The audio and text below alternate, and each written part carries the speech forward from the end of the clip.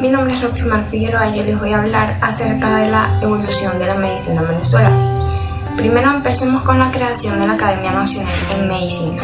Esta fue fundada el 11 de junio de 1904 en Caracas, siendo su máximo propulsor el Dr. Luis Racetti. La historia de la medicina en Venezuela durante el siglo XX cabe dividirla en dos grandes periodos. El primer periodo empieza con los fundamentos. Durante el primer lapso, que ocupa la mitad del siglo XX, la patología dominante en esa época era la infección y la eficacia terapéutica muy limitada. Entonces se fueron estableciendo en el país las bases de la medicina apoyadas en la historia clínica, la observación, la exploración rigurosa del enfermo, sugirieron las clínicas médicas, quirúrgicas, obstétricas y pediátricas, y así fue como se establecieron las cátedras universitarias respectivas.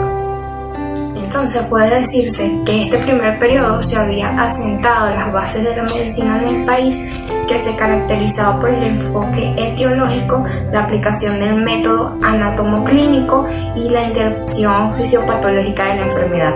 Pero desafortunadamente la eficacia evaluada en términos del beneficio logrado para el enfermo era limitada. Para continuar con el transcurso del primer periodo, no está de más agregar que se establecieron bases para la lucha contra los graves problemas de salud que afectaban al país en aquel entonces, en el cual resaltaron un gran número de ilustres académicos. Entre ellos están el doctor Arnaldo Gabaldón, quien fue que radicó el paludismo gracias a un equipo de sanitaristas encabezados por él mismo. La lucha contra la lepra fue dirigida por el doctor Martín Vegas y Jacinto Condi, el cual desarrolló su vacuna.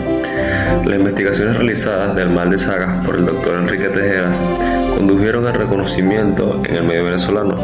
Más tarde, el doctor José Francisco Torrealba amplió el campo de investigaciones del mal de Chagas, aplicando el método de senodiagnóstico a los pacientes afectados.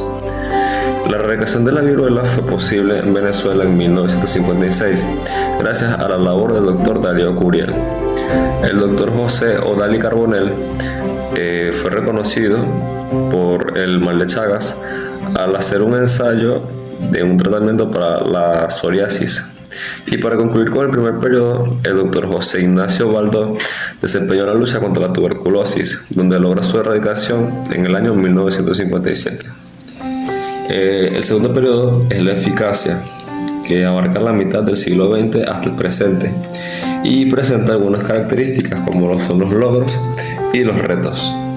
Para hablar de los logros alcanzados, primero comenzamos con la revolución operada por la imagenología médica. Efectivamente, esta empieza a aparecer en el año 1950, junto con la ecosonografía, la tomografía axial computarizada, que fue aplicada en el año 1970, y la resonancia magnética en el año 1980. La ecosonografía se convierte en instrumento esencial en muchos campos de la medicina, pero destacan en la cardiología, la obstetricia y la pediatría. Estos aportes han sido trascendentales para alcanzar con gran precisión el diagnóstico y seguimiento de los procesos patológicos. Ahora bien, el segundo logro es la revolución provocada por la biología molecular. Esta a partir del descubrimiento de la molécula del ADN en el año 1951, los médicos aprendieron el papel que juegan las células en la síntesis de proteínas y el mecanismo de información genética. Ahora pasamos a hablar de los retos.